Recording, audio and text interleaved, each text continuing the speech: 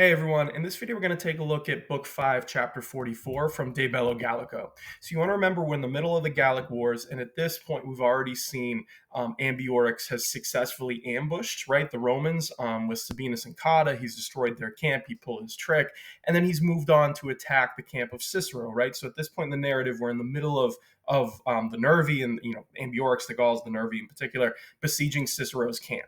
So in previous chapters, we've seen that the Nervi have learned Roman siege tactics, right? Remember through their engagements with Caesar and from capturing Roman engineers. So even though the Romans are still holding the fort and they're doing a lot better than Sabinus and Cotta were, the situation is actually still pretty dicey, and we're not entirely sure how it's going to go. Basically, they've called for help, but as of right now, no more reinforcements have made it. So at this point, though, this chapter is really kind of famous and well known because Caesar's going to do what he's done a few times. We've seen this in the past. He's going to break off from his main narrative and focus on like a kind of a very specific event, in particular, two specific Roman centurions who are named Varenus and Pullo. Now, these two have become pretty famous over the centuries because of what you're going to read about in this chapter. So they're worth looking into. You see them in a bunch of different other types of media. Most famously, I would say, is from HBO's show Rome, right? Varenus and Pullo are two of the main characters. So they're very well known. And this story, they come from this chapter where we see specifically what they did. And as you read through, though, I want you to always think why Caesar's telling us this, right? He does this a few times where he'll kind of focus in on specific people, and it makes you wonder, like, why are you telling me this? Why are you breaking the main narrative to do this? And it's interesting, right? It's a good story, and you'll see why he's doing this as you go through. But it's really a tale of like two men and their rivalry and their bravery, and it's definitely a highlight as you read through Book 5 of De Bello Gallico. Before we dive in, though, like I always tell you, what you want to do when you're reading Caesar is you want to make sure the first thing is pre-read it, right? Pre-read it, try to get some vocabulary. It's just really difficult to understand what's going on if you don't have the vocab down. And this is where looking up a commentary will help, right? So in my class, I always use Jeffrey Stedman. There's a bunch of good commentaries out there that will help you through. They'll give you vocab lists. They'll help you with the grammar. Anything you can do to try to pre-read it, that's always what you want to, do. And I know it's difficult. Most of the time, people are reading Caesar for the AP curriculum, and time is really limited. But if you can, try to do a little bit of pre-reading, read through it, prep with vocab, grammar, whatever it might be, just to make it a little bit easier on yourself. Then, as you go through the story, like I always say, you want to do the read and reread method. So if you can find a way to read this aloud even before you do that, that would be great. Just bring the story to life. Again, I know your time is kind of pressed, but if you can find a classmate to read it to, have them read it back to you. This way you can work on your speaking and your listening skills. That's always a great way to learn Latin, bring the language to life so you're not just doing it in your head. But when it does come time for direct translation, do it a few times. So read all the way through, mark any problem areas you might have, any areas you're struggling with. And when you get through the entire chapter, try to go back and understand where you went wrong. And again, this is where a really good commentary will help you. And if it's vocab, that's easy. Just practice the vocab. Maybe it's something with the grammar. Maybe it's just something tricky about Caesar that you're not sure, but the commentary will bring out the grammar for you and help you understand. So you want to try to just do anything you can to shore up the problem areas you're having, and then you do it again, right? So read it a second time and a third time, as many as it might be. And as you go, you'll see that every time you reread this chapter, you get better and better at translating it, right? You'll pick up the little nuances in the grammar, you'll be better on the vocab, and you want to try to get to a point where you can read this start to finish without needing any help and getting the vast majority, if not all, of the translation down. The other thing that will do, I know you're reading a lot in the AP, but it will kind of lock it into your long-term memory. A lot of times with AP, we just translate and move on. You're moving so fast that when it comes time for the test, right, in April, May, you kind of forget what you read, and that's not great, especially if you're spreading the AP over a couple of years, right? It's something you're never going to remember. So try to lock it into your long-term memory. Do the read and reread method. I always say it, but I think it's important. Okay, so that being said, if you haven't read this chapter, pause the video, go back and read it. Otherwise, let's dive in and see what we can kind of work through together. Okay. So the chapter starts like this. You have erant in ea legione fortissimi viri, right? So it's saying there were in the legion, right? And again, it's talking about the legion under, Cicero being attacked. It says there were the bravest men, right? Centurions, centuriones. Remember, these are the men who lead a century, so 100 men. They're officers in the Roman army. Then you have qui primus ordinibus apropinquarent Titus Pullo et Lucius Vorenus, right? So you have two men who are approaching the primus ordinibus, right, the first ranks, right, and their names are Titus Pullo and Lucius Vorenus, right here, Pullo and Vorenus, or Vorenus and Pullo, so they're specifically named. And again, you want to think about why Caesar is naming these men specifically, okay? Then you have he perpetuas inter se controversias habeba, quinam anteferetur omnibusque annis de loci sumis simultatibus contendebant. Okay, so these men, right? These men, Varenus and Pullo, they're approaching the first ranks, and I'll explain what that means in a second. But they were having, right, habebant, they had or were having between themselves, inter se, a continuous arguments, right? Perpetuas controversias. So they're having this ongoing argument, okay? And the argument is over quinam anteferetur, who is preferred, right? Who is the best is really what that means, okay? And they were contending, right, with each other, contendebant. They were contending omnibusque annis, right? In all years or in every year, they were contending concerning the highest ranks, right? So in the rivalry, so they keep fighting over who's going to be the best, right? Between the two of them.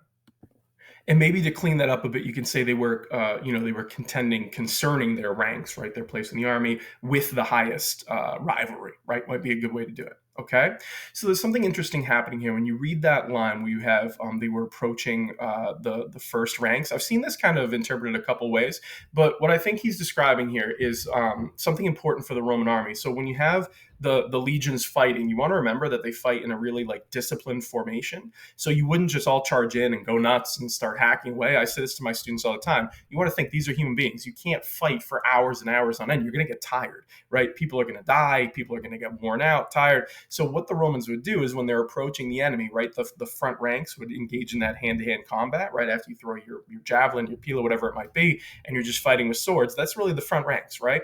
But if a man dies, right, or they get tired from the fighting, there's probably very quickly going to be a gap in that front line. So what you would do is when the front row died, right, or got tired, they would rotate the front line back and move the second line forward, right? So you basically keep moving up and plugging the gaps. So you want to think there's a chunk of time where you're probably not fighting. If you're in the back of the ranks, you might be waiting for your turn to fight. And this is the idea of how they would keep, the legionaries fresh, right? You can't fight forever. So when you're tired, you rotate back, you catch a little break, the next guy moves up, or if someone dies, you plug the gap. And this is what I think Caesar's describing here when he talks about Pullo and Varenus approaching the front lines. They're about to into the fighting is the idea. So these two men are getting there and they're about to, dive into the fight against the Nervi.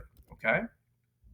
Then it continues. You have ex his Pullo, cum acerrime ad munitiones pugnaretur, quid dubitas inquit vorene, outquem locum tuae probandae virtutis expectas, hic dies de nostris controversiis judicabe.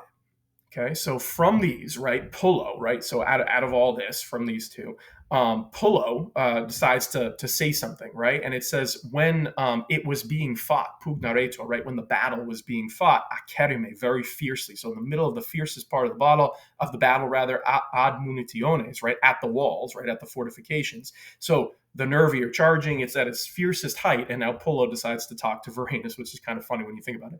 And he says, quid dubitas, right? Why do you hesitate, Varenus? So he calls out his friend. He's like, what, are you afraid, right? So he says, why are you hesitating, okay? And he says, or are you waiting for what place, quem locem, right? What opportunities, kind of one way to do it, are you waiting for of proving, there's your gerundive, probandi, right, of proving your virtue. So he says, why are you hesitating, right? What are you waiting for? The opportunity to prove your virtue, right? How tough you are? He's like, why don't you get in there, okay? And he says, hic dies de nostris, right? So this day, there's your subject, this day will decide, judicabit, right? It will judge, you decide, concerning our arguments, right? Nostris controversies. So all our debate, our rivalry says this is the day where we're going to decide it, because one of us is going to be braver than the other. And then we continue. So he kind of makes this challenge, and now we see what happens. So you have haec cum dixisset, procedit extra munitiones, quaeque pars hostium confertissima est visa irrumpet. Ne Varenus, quidem tum sese valo continet, sed omnium veritus existimationem, there we go, subsequitur. She's stumbling over that. Okay, but it says haec cum dixisset, right? Then when he had, when he had said these things, right? So when the challenge is kind of made by Pullo, remember he was just the one talking. So when he said this, he proceeded, he advanced beyond the fortification. So he basically jumps out of the way, like over the wall, basically to attack the enemy. Okay, and he jumps over, he goes beyond the fortifications, and he erumpet, he bursts through whatever part, quite parts, whatever part or location or whatever part of the enemy, hostium, right? Estuisa, it seemed confertissima, the most densely packed, right? So he basically calls out Varenus, is like, hey, watch this. And he dives right into the chaos and the most densely packed and fierce part of the battle. That's where he jumps as a way of kind of proving his valor. And then you have the ne Varenus, right? So tum then, not even Varenus, right? So the friend, it says, not even does Varenus contain, continent, right? Contain himself, say. There's that say Caesar likes to use, right? So not even does Varenus contain himself, wallow within the wall, right? Meaning kind of behind the wall or on top of the wall, right? You can even say on the wall, I guess. But he's subsequitur, he follows. So Varenus follows his rival here, Pullo. And why does he do this? Well, Veritus is really where you want to go. He follows because he's fearing the existimationem, the judgment omnium of all. So in other words, Varenus sees Pullo dive into the heat of the battle, and now he's afraid that everyone's going to judge him as being cowardly because there goes his rival Pullo. So he's like, all right, I have to follow too. So the two of them decide to kind of one up each other, and they dive into the most densely packed part of the battle, right? They basically go beyond the Roman fortifications to fight the Gauls one-on-one, or I guess one against a lot. It wouldn't be one-on-one, one versus many, right? So it's kind of this crazy, heroic, borderline insane thing to do, which is what makes it kind of interesting. And again, I just love that visual of these two jumping off the walls and kind of calling out the nervy, the Gauls, being like, don't worry, guys, watch this, right? And we've kind of seen this before. This part of the narrative reminds me a little bit of the invasion of Britain when the Aquilifer, the eagle bearer, jumps off the ships and calls everyone a coward, right? If you remember that part of De Bello Gallico. So again, we've seen Caesar do this before when he calls out individual soldiers. Like usually it's because they're so brave, and he loves doing that. It kind of pumps up the men, and he's holding them up as a standard of what Romans soldiers or centurions in this place should be. And again, it's about bravery, right? They're like, hey, we need some help. Let me go fight the army one-on-one. And they just kind of jump off and go fight, right? So it's this amazing visual of Varenus and Pullo jumping off the walls, okay? Then the narrative continues. You have mediocri spatio relicto, pulo pilum in hostes imitit, aquae unum ex multitudine procurentem traicit. Quo percusso ex animato hunc scutis protegunt in hostem tela universi coniciunt neque dant regrediendi facultatem. Okay, so now that he's jumped off the two of them have jumped off the wall, we're trying to see, kind of what happens next. And it starts with mediocri spatio relicto, right? The ablative absolute here. So saying with just kind of like a moderate interval of space having been left, right? So not a lot of space in between is kind of the idea. You have Pullo, right? He sends, immediately he throws his pilum. Remember, that's the pilum is the javelin that the Romans are carrying. So he throws his pilum into the enemy. So he kind of with only a little bit of space in between, right? He starts chucking his javelins at the enemy ranks here, right? And he traicit, he pierced unum, right? So he hits one with his javelin. So he pierces one procurentem, so one of them, meaning the Gauls, the Nervi, running forth ex multitudine, from the crowd. So you can imagine the shock of the Gauls, the Nervi again, as one random Roman officer jumps off the wall and is now standing in front of them. They're probably like, what the heck is this guy doing? So they're a little shocked. One runs up to fight him, and Pullo throws a javelin into him, right? So immediately it kind of starts off the fighting. Then you have quo percusso ex animato, right? So with this one, the quo is referring back to the Gaul that he just hit with the javelin. So with this one having been struck, percusso, and having been killed, ex animato, right? Literally like kind of the spirit leaves your body. So having been struck and killed, protegon, they cover, meaning the Nervi cover hunc, this one, right? So the man who got hit, they cover him scutis with their shields. So you get this visual of Pullo chucks a javelin, he kills a guy, and the rest of the guy's buddies kind of protect his body with a shield. Okay. And then you have universi together, it's referring to the Gauls here, they throw coniciunt, they throw their tela, their weapons, in hostem, into the enemy. Now the enemy here is Pullo, right? You'll notice how there's kind of a shift in the narrative, which is interesting. In the previous line, the enemy was the Gauls, but now we've changed the perspective, and the enemy is Pullo, right? So now the Gauls start chucking weapons at Pullo, okay? And here we have the gerund, right? You have regrediendi, right? You can tell by that endi ending there. You have the gerund, and it's saying they give, right? Or they give, or did not give, rather, because you have neque. They did not give an opportunity, facultatem, an opportunity of retreat, regrediendi. So in other words, it's saying they start throwing so many weapons at Pullo that he's not able to run away. So now he's committed, and there's no chance of Pullo getting away from the situation he's in, right? So he's kind of stuck, surrounded by enemies. Then it continues. You have transfigitor, scutum, puloni, et verutum in balteo defigitor. Avertit hic casus vaginam et gladium educere conanti dextram morator manum, impeditumque hostes circumsistunt.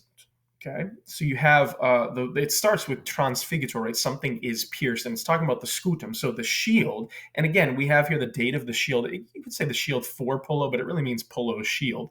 Transfigitor, it's pierced, right? So they chuck all these weapons, and it goes through his shield. So now his shield has like javelins and darts, whatever they're throwing, sticking out of it, right? And not only does his shield get pierced, but a veritum, a javelin, right? A javelin defigitor, right? So transfigitor and defigitor are similar verbs, but a javelin is stuck in balteo, in his sword belt. So one of the javelins goes past his shield and actually hits his scabbard, you'd call it, right? Well, I guess the belt, his belt that's holding up his scabbard. Okay, and you have hic casus. So this event, right? This chance, this event of getting hit by the javelin, right? It turns away his vaginum, his sheath, right? His sword sheath. So you have to imagine the Roman soldier, right? He's carrying his shield. He has his sword belt. His sword is in his belt. Because remember, at this point, he's been chucking javelins at people. And one of the enemy javelins hits and kind of turns away or bends his sword belt, right? So at this point, it's kind of useless because it's been bent, right, by the javelin. So the veritum, the javelin, again, it bends his sword belt, and it moratur, it hinders his dextra manum, his right hand, right? So his right hand is hindered for him trying. Conanti there is referring back to Pullo, right? So it hinders the right hand for him trying to educere gladium, to draw his sword. So in other words, because the javelin hits his belt and knocks into the sheath for his sword, he can't take his sword out. So now he's in a really tough circumstance where he threw his javelin, he only has a shield, and he can't even draw his gladius, so he has no weapon to fight. Okay. Then you have the impeditum quod hostes circumsistunt, right? And the enemy, right, surrounds the impeditum, the man having been impeded, the impeded man, which is Pullo. So what you want to envision at this point is Pullo has jumped off the fortifications, right? He's killed a guy. Now he can't get his sword out. He's being, a bunch of javelins and stuff flying at him. He's blocking him, but now he can't draw his sword, and he's surrounded by enemies. So this is a really difficult situation for Pullo, and he's probably going to get killed, right? But now we enter Varenus. So when you go to the next part, right, you have succurit inimicus illi vorenos et laboranti subvene. Ad hunc se confestim a Pullone omnis multitudo convertit. Illum veruto arbitrantor occisum. Okay, so now Varenus enters, right? So you have Varenus, right, the enemy to that man, right, the rival to that man, runs up. So now Varenus, and again, enemy is a little rough. It's not that he's an enemy. He's more like a rival, right? They are soldiers together, but they're kind of rivals with each other, right? So Caesar's highlighting that even Varenus, who doesn't really like Pullo, right, they have this rivalry, he shows up. And he aids, right? He kind of gives aid or aids him laboring, laboranti, right? He kind of gives help to him who is laboring. And it's talking about Pullo. So Varenus rolls up, and now he's ready to help his rival here. Okay. Then you have ad hunc, right? To this man, right? Omnis multitudo, right? So the whole crowd, this is referring to the Gauls, the whole crowd of Gauls convertit, they turn to this man, right? It turns itself to this man immediately, confestum a Pullone, from Pullo. So if you put this all together, the whole crowd of enemies, they turn, the crowd turns itself from Pullo to this man.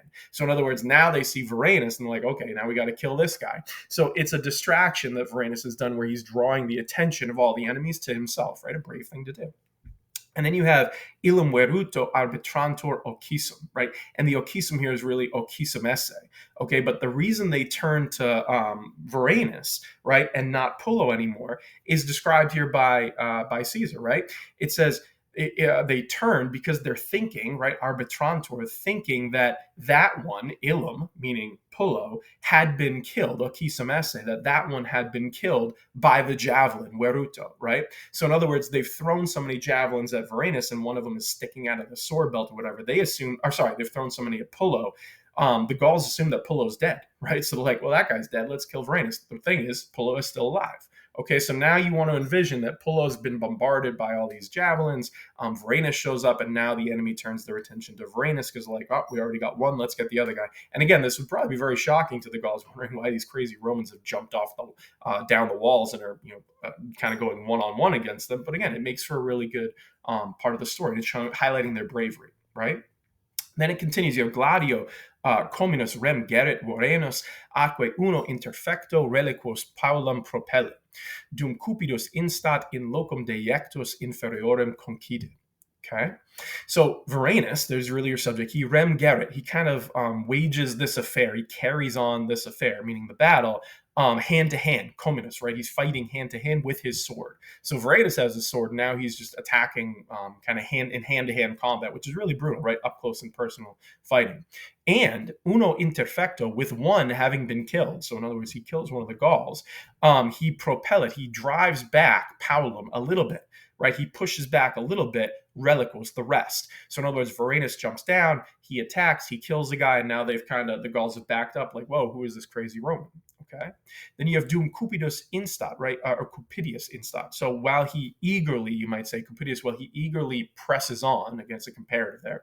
He presses on, he concedit, he falls, right? So in other words, Varenus falls, having been thrown down, deiectus, right? Having been thrown down into a lower place, a locum inferiorum. So in other words, there's this image of him kind of slipping down and falling a little bit as he's so eager to attack all the Gauls. He actually kind of slips and falls. Okay, so now Varenus is in trouble because he's slipped, and he's surrounded by enemies too.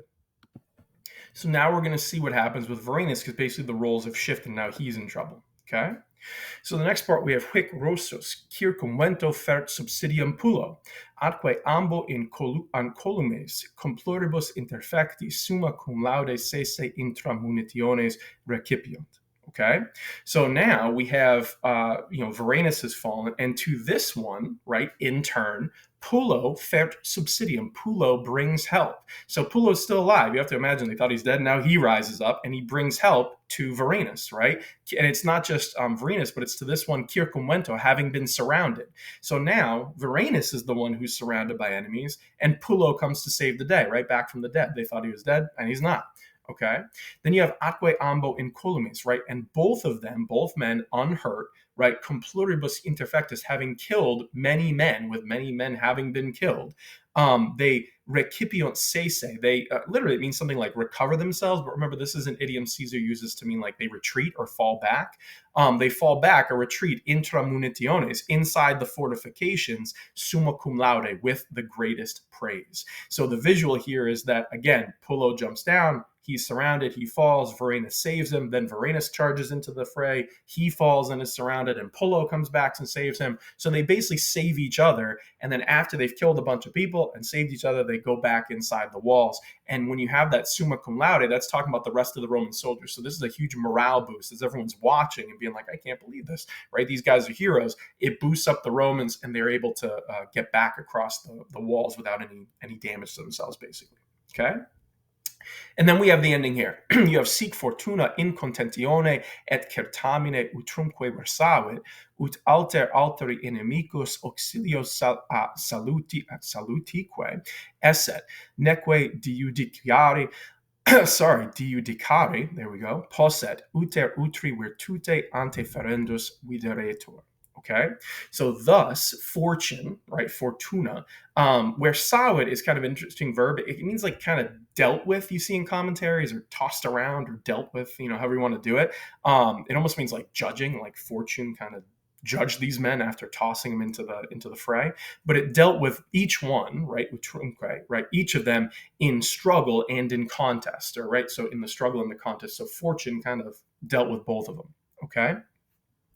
And then you have so that, right, the ut clause here, so that one to the other, right, would be, and again, it's one hostile to the other, right? The two hostile enemies, they would be as help and refuge, right? So in other words, as one to the other, they were both help and refuge to each other, right? So they help each other.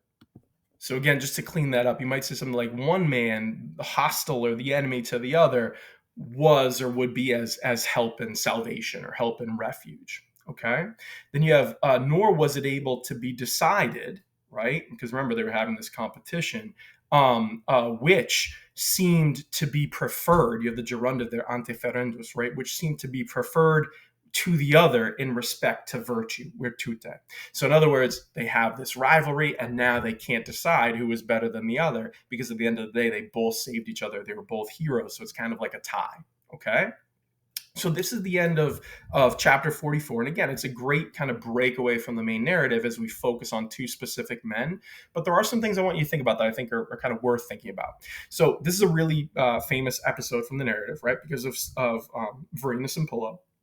But you always want to think like, why is Caesar including this, right? So one thing I ask my students is, would it change anything if we took it out, right? So if you took this chapter out, would it change the story? Not at all, right? You'd still have a good narrative of the Gallic Wars. So why is he including it? It's probably because it pumps up the men, right? He always takes a chance to talk about the bravery and the strength and heroism of his soldiers. But there's a little more than that too, right? You want to also notice that this chapter gives some insight into the mindset of a Roman soldier, right? They might have personal differences, but they still protect each other. And that's kind of a key thing here too. They don't just let each other die. There is that camaraderie and that brotherly bond in battle, if you want to think of it that way, as these two men protect each other. But the other thing that I think is worth kind of thinking about is that when you read it, think about how you can compare Varenus and Pullo to Sabinus and Cotta, right? They both have this rivalry. They're both in book 5. And it's kind of interesting that the rivalry of one pair, right, Sabinus and Cotta, brings out disaster when they can't figure out what to do. But the other pair, Varenus and Pullo, it actually brings out glory and praise, and it brings out the best in each other. So it's interesting to try to compare the two rivals, the two pairs or sets of men here at different parts of book 5. I think that's a little deliberate by Caesar, right? You might, I don't know, maybe in the comments you disagree, but I like to at least always compare the two of them. I think that's done on purpose. And lastly, again, Caesar always has this great ability to focus on individual soldiers, okay? He's done this before. Remember, I mentioned the Aquilifer in book 4, the invasion of Britain, but it's almost always the same reason, right? He's always highlighting, like I said, that love and praise for his soldiers. And you want to think about why he would do this. One, he probably did like them, but two, if you're a general or a politician, it's kind of nice having the soldiers on your side. And you want to remember, Caesar is writing this narrative, so everything he does is on purpose. I would encourage you to think about why he would include this section on Varenus and Pullo and how it helps him with his overall narrative, as he writes out De Bello Gallico. Okay. If you have any questions at all, feel free to put them in the comments below. Like I always say, the best thing you can do here is just keep practicing, keep reading. I know your time is tight as you work through the AP curriculum, but try to read this a few times and really understand it. This particular section or chapter is a good one, right? So it's more of a famous one.